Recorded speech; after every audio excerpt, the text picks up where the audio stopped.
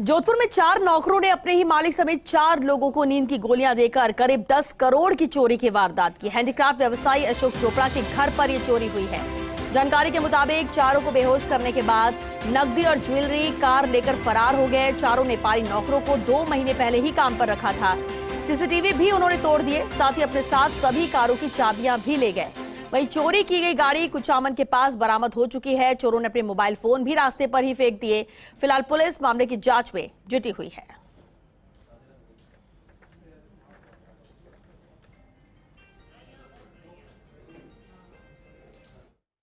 जोधपुर में रिश्तों के खून लगातार होते जा रहे हैं, लेकिन अब भरोसे के खून की जो एक सनसनी के दास्तान सामने आई है, आपके रोंगटे खड़े हो जाएंगे। अगर आप घर में किसी भी नौकर को रखते हैं और वेरीफाई नहीं करते हैं तो आप भी इसी तरह की वारदात के शिकार हो सकते हैं। जोधपुर के सबसे पॉश कॉलोनी जो मानी जाती है एयरफोर्स की, जिस गोल्फ कोर्स कॉलोनी में यहां नेपाली नौकरों ने घर वालों को चूना लगा दिया।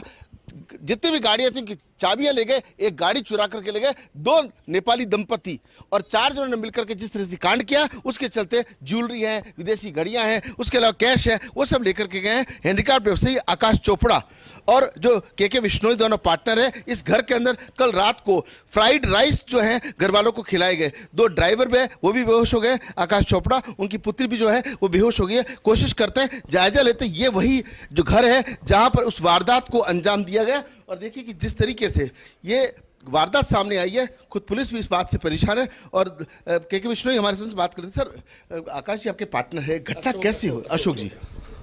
हाँ, अशोक जी मेरे पार्टनर हैं। पिछले 20 वर्ष से हमारा व्यवसाय साथ में है हैंडीक्राफ्ट का। और कल रात्रि को शायद भोजन के वक्त ऐसा मानना है कि कुछ नशीला पदार्थ या जहरीला पदार्थ इन्होंने खिलाया, जिससे वो लगभग अभी तक भी बेहोशी की हालत में है। और काफ़ी मात्रा में अब वो जब होश में आएंगे तभी अपन एग्जैक्ट आंकलन कर पाएंगे, लेकिन काफ़ी मात्रा में गहना और ज्वेलरी, कुछ घड़ियाँ वगैरह सब कुछ, वो गाड़ी भी उनकी लेकर के चले गए।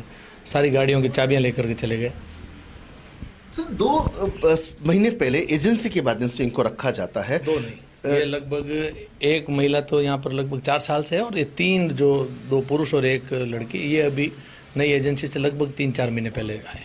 सर, कैसे देखते हैं? क्योंकि आमतौर पे अभी जो सर्वेंट में भरोसा सबसे ज़्यादा नेपाली पे होता है कि सर नेपाली ज़्यादा भरोसेमंद होता है, लेकिन ये वारदात के पीछे वजह क्या लगती है आपको? अब इसमें तो राजीव जी मेरे को वजह का तो अब क्या, उनको पकड़े जाने पर ही पता चल सकता है क्या वजह। तो आकाश चोपड़ा जी की अभी तक उनकी बेटी की, अशोक चोपड़ा, उनकी तबीयत वगैरह कैसे? अभी तक वो होश में नहीं है, दोनों बाप बेटे।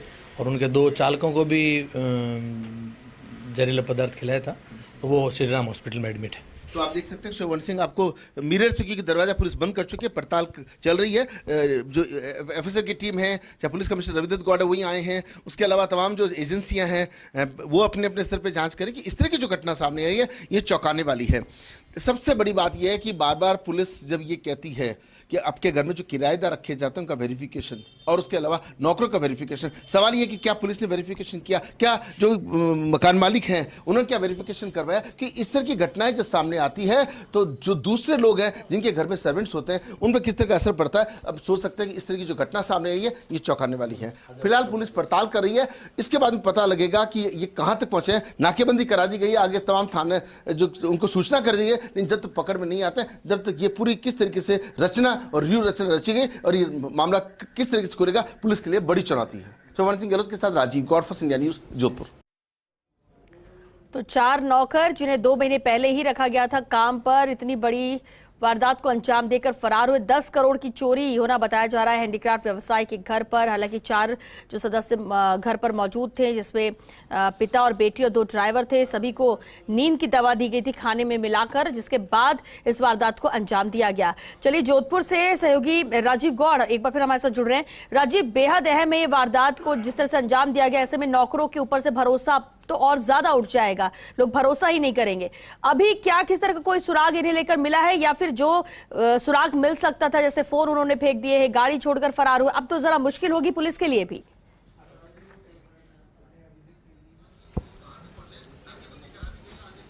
देखिए, निश्चित रूप से बड़ी खबर यह है इस वक्त की उनके जो मोबाइल जो गाड़ी में थे, लैपटॉप था, गाड़ी थी, गाड़ी बरामद हो गई है। कुचामन पुलिस ने गाड़ी को बरामद कर लिया है और 2 मोबाइल को उसके अंदर मिले हैं। वो ट्रेन में बैठ करके आगे निकल गए हैं। लेकिन एक और बात बताई जा रही है कि पुलिस उनके पीछे पीछे है। अगर पुलिस रास्ता नहीं भटकी या नेपालियों ने कोई गलत काम रास्ता नहीं पलटा, हो सकता है पकड़ में भी आ जाए। पुलिस कमिश्नर रविदत्त गौड़ इसको लेकर मॉनिटरिंग कर रहा है। डीसीपी अमृता दोहन यहाँ पहुंची हैं, वो अंदर यहाँ पड़ताल कर रही है। और सबसे बड़ी बात यह है कि जो मोबाइल जलाने की बात है, यहाँ जो जिन मकान मालिक हैं उन लोगों के मोबाइल लेकर के गैस के ऊपर मोबाइल तक जला दिए गए। तो आप सोच सकते हैं कि किस तरीके से इस घटना को जो है अंजाम दिया गया है। और अभी सबसे बड़ी सूचना एजेंसी, जिस एजेंसी के माध्यम से को लगाया गया था, उन चारों में से एक व्यक्ति जो इस वारदात में शामिल होना नहीं चाहता था, उसने एजेंसी को फोन किया और कहा कि ये सब लूटपाट कर रहे हैं। तो एजेंसी वालों ने इनको फोन किया, लेकिन ये सब बेहोश थे दवाई के अंदर और इसलिए सूचना लेट हुई। लेकिन उन्होंने पहले शराब पार्टी की है, यहाँ पर मीट पकाया, चिकन खाया है।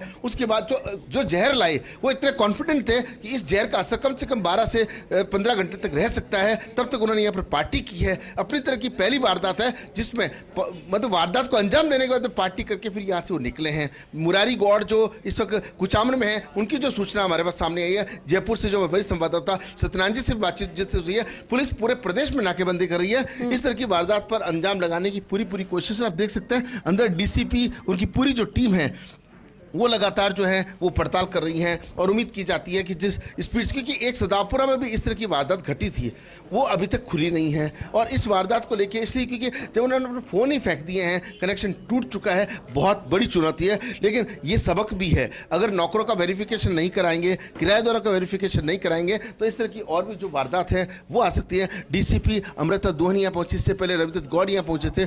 कई पुलिस थानों के जो थानाधिकारी अपने जाब्ते के साथ IT सेल की बात करें या जो फिंगर एक्सपर्ट्स हैं वो सब यहाँ पर पहुंचे हैं। और अब उनकी बेटी चूंकि जैसलमेर से, जिसको सबसे पहले मैसेज हुआ, वो यहाँ पहुंची हैं। उसके बाद अब चूंकि उनकी तबीयत जो है वो बेहोशी अभी पूरी तरह से टूटी नहीं है। और आप देख सकते हैं इन तस्वीरों के अंदर जिस तरीके से परिवार के जो सदस्य हैं वो इसलिए हैरान और परेशान है कि इस तरह की जो वारदात सामने आई है उसके बाद से सब घबराए हुए हैं। के विश्नोई भारतीय जनता पार्टी के जो सचिव है वो यहाँ इनके पार्टनर हैं और एक और पार्टनर है वो भी यहाँ पर पहुंचे हैं। लेकिन सबसे बड़ी चौंकाने वाली बात यह है कि इस पूरी वारदात के अंदर कितने सोच समझ के एक तरीके से इस वारदात को अंजाम दिया गया।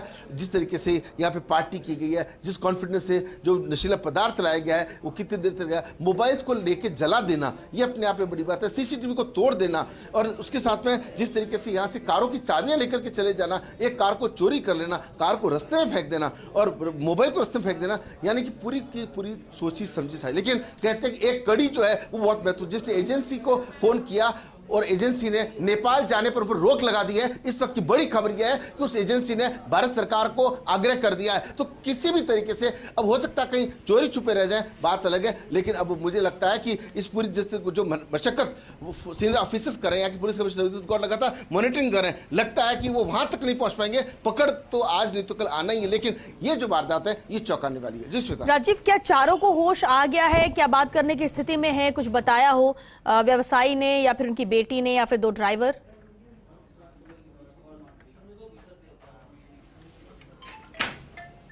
देखिए, जिस तरह के 2 ड्राइवर्स हैं वो जोधपुर के निजी अस्पताल में भर्ती हैं। बाकी जो 2 हैं उनमें एक होश आ गया, मगर खुद जो अशोक चोपड़ा हैं उनको अभी होश आया नहीं है। और इसीलिए होश ठीक है, वो पहचान रहे, बात सब चीज़ें ठीक है, लेकिन बेहोशी होती है। एक नींद की गोली का असर। अभी जिस तरीके से डॉक्टर विरम आए थे, डॉक्टर विरम ने भी इस बारे में जानकारी दी थी। और इस वक्त आप तस्वीर देखिए, अंदर जो सामने किचन दिखाई दे रहा है वहाँ उन्होंने जिस तरीके से मीट पकाया है, गैस के ऊपर मोबाइल को सेका है। आप सोचिए कि कितना हीनियस तरीके से इस वारदात को अंजाम देगा, जिससे कि मोबाइल जल जाएंगे तो काम नहीं आएंगे। अब जो फोरेंसिक लैब आई है, IT की सेल आई है, वो सब देखो फिंगरप्रिंट किस तरीके से अंदर लेने की कोशिश चल रही है और पूरी टीम को जिस तरीके से मॉनिटर किया जा रहा है। तो ऐसे में उम्मीद कर सकते हैं देरावर सिंह, जो इस वक्त आप देखिए तस्वीरों के अंदर देरावर सिंह दिखाई दे रहे हैं। देरावर सिंह सुबह से यहाँ पर पहुंचे हुए हैं, परिवार के लोगों से फीडबैक ले रहे हैं और हम कोशिश भी करेंगे कि देरावर सिंह से या यहाँ के जो अधिकारी हैं कि किसी से बात करने की कोशिश करें। लेकिन चूंकि जिस तरह की वारदात आई सामने आई है, ऐसे में कहीं ना कहीं जब तक वारदात नहीं खुलती होती है तो लोगों को कहीं ना कहीं चिंता बनी रहेगी कि किस तरीके से ये पूरे मामले को लेकर के जो है वारदात कैसे खोली जाती है। एक और पुलिस अधिकारी पहुंचे हैं, शायद दरवाजा के अंदर डीसीपी अमृता दुआन आई है और सूचना ये भी मिली कि कोई बड़ी जानकारी जो है वो बाहर आने वाली है। और किस तरह की जानकारी बाहर आने वाली है कि ये इस पूरी घटनाक्रम पर पूरे जिस तरीके से प्रदेश में सब लोग चौकन्ने हो गए हैं कि अगर नौकर इस तरह की वारदात को अंजाम दे सकते हैं तो आप देखिए कि किस तरीके से, और आप तस्वीरों में देख भी सकते हैं कि यहाँ अंदर पूरी तरह से पड़ताल चल रही है। पूरी तरह से जब यहाँ से पुलिस सेटिस्फाइड हो जाएगी, सारी एजेंसियां जो यहाँ पर जो गुप्तचर एजेंसी है वो भी पहुंच चुकी है कि मामला नेपाल से जुड़ा हुआ है और एजेंसियों में जिस तरीके से ये घटना सामने आई है, ऐसे में समझा लगता है पुलिस की टीम अब बाहर निकलने को है। तमाम जो अलामात है, तमाम जो सबूत है, जहाँ किस तरह की कितनी चोरी हुई है, अब उसकी सूची बन रही है। उसके बाद जस्टिफाई हो पाएगा कि आखिर किस तरीके से क्या क्या सामान यहाँ से गया। विदेशी घड़ियों की बात सामने आ रही है जो जिस तरीके देखिए सामान लेकर के बाहर भी आ रहे हैं। और अब ये पुलिस की जो कार्रवाई ये लगता है पूरी होने की ओर है। और आप देखिए कि किस तरीके से जो अलामात है उन सबको पैकिंग करके और यहाँ से जो पुलिस की जो टीम है वो यहाँ से रवाना हो रही है। और देखिए कि अब अधिकारी जैसे बाहर आते हैं उसके बाद इस बात का खुलासा होगा कि इस वारदात को अंजाम जो है वो दिया कैसे गया, वो चिकन कहाँ से रहे थे, चिकन लाकर के यहाँ से पकाया था, आसपास वो भी पड़ताल की जा रही है। और उनके जो मोबाइल थे उनके पास अलग अलग तरह के मोबाइल थे, हो सकता है कोई मोबाइल उनके पास हो, उसके लोकेशन के माध्यम से पुलिस उन तक पहुंचने की कोशिश करेंगे। लेकिन इस वक्त जो तस्वीरें स्वर्गीय भवानी सिंह आपको अशोक चोपड़ा के घर के अंदर की एक मिरर लगा उसके माध्यम से दिखा रहे हैं, तो कहीं ना कहीं उम्मीद है कि कुछ न कुछ सुराग, क्योंकि यहाँ से सुराग हाथ में लग जाए, लेकिन जब तक आरोपी हाथ में नहीं आएंगे तब तक एक बड़ी चुनौती पुलिस के लिए जो है वो बनी रहेगी। आप देखिए कि जिस तरीके से यहाँ पर पुलिस की टीम, एजेंसियां कार्रवाई कर रही हैं, पड़ताल कर रही हैं। आप ऐसे में देखिए कि ये तस्वीरें निश्चित रूप से डीसीपी अमृता दुआन हैं वो यहाँ पर पहुंची हुई है। और आप देखिए ये कहाँ किचन आपको दिखा रहे गैस, जहाँ पे ये अलामात जो है जहाँ मीट पकाया गया था, जहाँ पर मोबाइल जलाए गए थे, कोशिश बाहर से भवन सिंह करे। ये गैस का जो चूल्हा है, अंदर जो पुलिस के अधिकारी कर्मचारी, ये तमाम जो घटना है ये अपने आप में प्रदेश की अपनी तरह की एक अलग तरह की घटना कही जा सकती है। जी श्वेता। बिल्कुल, और इसलिए ये बहुत चैलेंजिंग पुलिस के लिए भी रहेगा। हालांकि जिस तरह से राजीव आप बता रहे हैं कि पुलिस लगातार इनके पीछे लगी हुई है, गाड़ी और मोबाइल तो इन्होंने छोड़ दिया है, लेकिन राजीव आपने कहा कि ट्रेन से रवाना हुए, पुलिस क्या अंदाजा लगा रही है, ये क्या नेपाल के लिए फरार हुए होंगे? कैसे पुलिस इन्हें ट्रैक करने की कोशिश कर रही है? किसी अधिकारी से बातचीत हुई क्या? देखिए एजेंसी के पास जी देखिए जिस तरह अधिकारियों से बातचीत हुई है तो उस हिसाब से उन्होंने कुचामन पे गाड़ी को छोड़ ट्रेन में चढ़े हैं। उनके सबके जो नंबर हैं वो एजेंसी के पास होते हैं। मान लीजिए सारे मोबाइल फेंक भी दिए तो कोई ना कोई एक कनेक्टिव मोबाइल जरूर उनके पास होगा, क्योंकि उन चारों में से एक ऐसा जयचंद कहा जा सकता है, एक ऐसा व्यक्ति कहा जा सकता है जो उनकी जानकारी उसने एजेंसी को दी थी। तो एजेंसी वाले ने ही यहाँ अशोक चोपड़ा की परिवार को सूचना दी थी, लेकिन अशोक चोपड़ा फोन नहीं रखे, वो तो बेहोश थे। उनकी बेटी को इतला की गई तो बेटी ने भी रात को फोन सुबह मैसेज देखा तो जैसलमेर सबसे पहले उसने सबको सूचना करी और उसके बाद में तमाम उनके जो पार्टनर वगैरह पहुंचे। तो जो ट्रेन में बैठ करके गए हैं तो अब उम्मीद है कि आगे से आगे सेंटर पे मैसेज किया, सब फोटो जारी कर दिया, फोटो भी जिस तरीके से पुलिस ने जारी कर दिया तो उससे उम्मीद है कि कहीं कोई रास्ता कोई जरूर निकलेगा। लेकिन नजर बनाकर रखिए राजीव, आप आगे भी आपसे अपडेट लेंगे। फिलहाल के लिए आपका शुक्रिया इस पूरी जानकारी के लिए।